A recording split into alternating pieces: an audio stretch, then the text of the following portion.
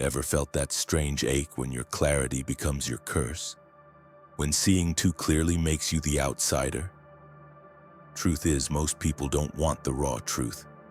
They want comfortable lies wrapped in pretty packages. Schopenhauer understood this perfectly.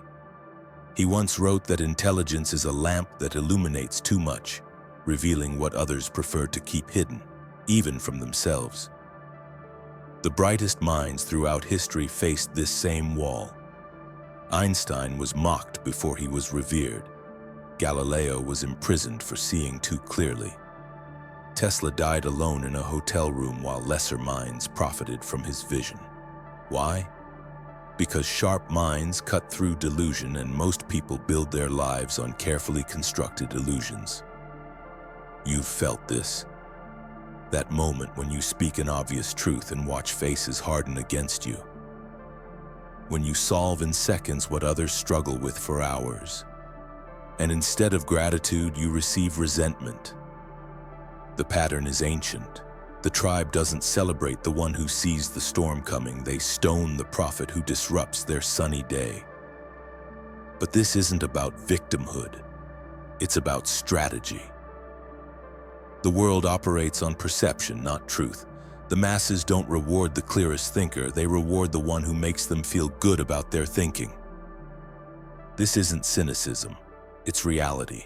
And once you understand this game, you can finally start playing it to win.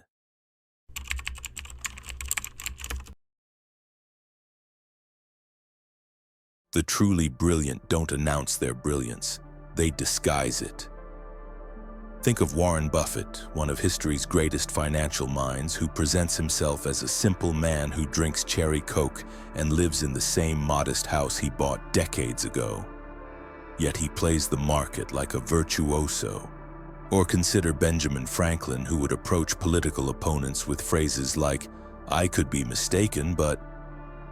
Before utterly dismantling their arguments with such gentleness, they'd thank him for it. These weren't accidents, they were tactical decisions. Schopenhauer advised that one should never show one's intelligence to its full extent, not from dishonesty, but from strategic necessity. He understood that the world punishes what it cannot comprehend. A brilliant executive once demonstrated this principle perfectly.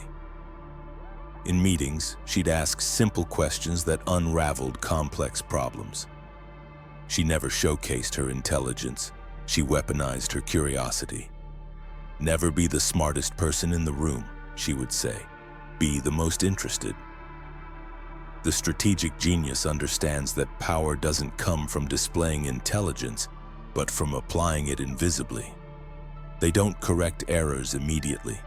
They wait for the perfect moment when the correction serves their larger purpose. This isn't about diminishing yourself, it's about controlling when and how you reveal your power.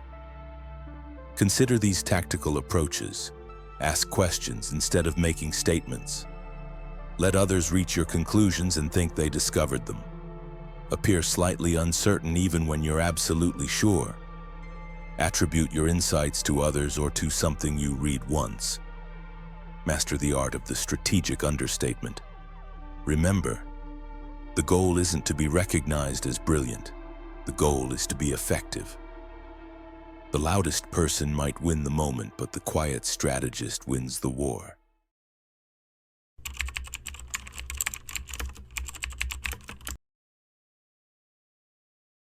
There's a strange power in absence that presence can never achieve. When you're always available, you become common. When you're always speaking, you become background noise. But strategic withdrawal, that creates gravity. Schopenhauer practiced this himself.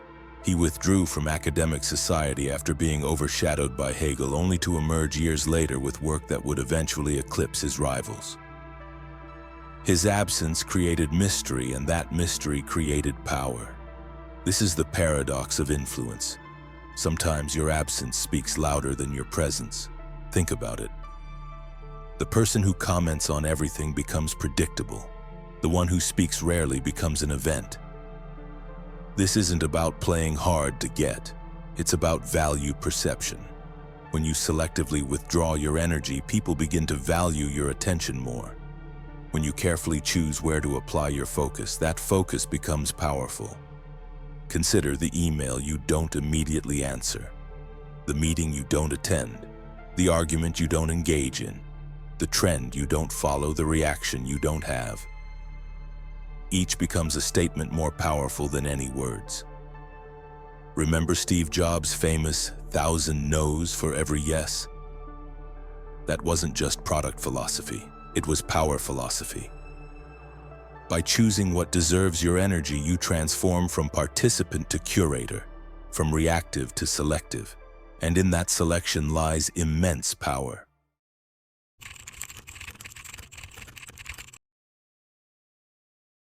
When you've mastered strategic withdrawal, you're ready for its counterpart, calculated presence. This is where you become the still point in a turning world, where your composure becomes contagious and your calm becomes command. A renowned diplomat once demonstrated this principle perfectly. In crisis negotiations where others grew agitated, he remained utterly composed. He spoke softly, forcing everyone to quiet themselves just to hear him. Without obvious effort, he controlled the room's energy through contrast. Schopenhauer noted that noise is a torture to intellectual people. The wise person doesn't add to the cacophony. They create islands of clarity through their composed presence.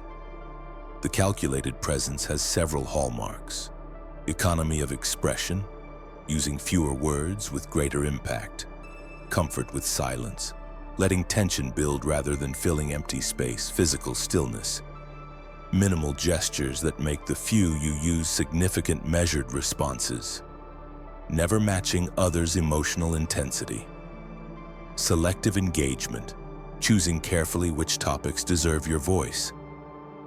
This isn't about being cold or distant. It's about being deliberate. When everyone else is reactive, your restraint becomes remarkable.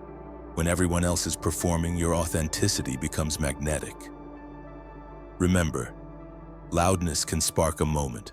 Calmness builds a legacy.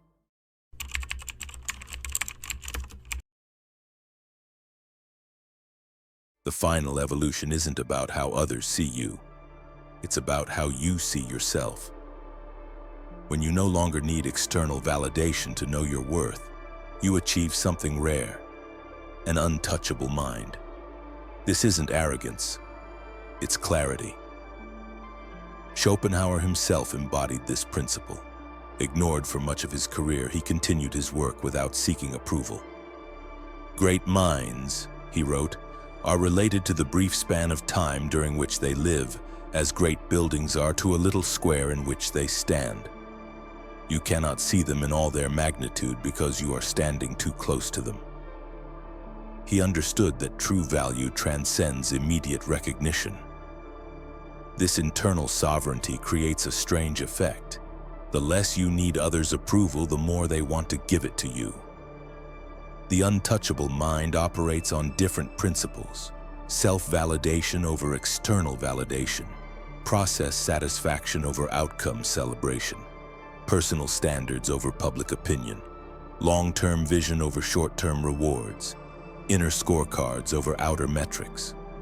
When you reach this state, criticism loses its sting. Praise loses its allure. Both become simply information, neither defining nor diminishing you. You've transcended the game entirely. This isn't about becoming cold or detached from humanity. It's about finding your center in a world that constantly tries to pull you off balance. The truly powerful aren't those who control others, but those who cannot be controlled by others' opinions.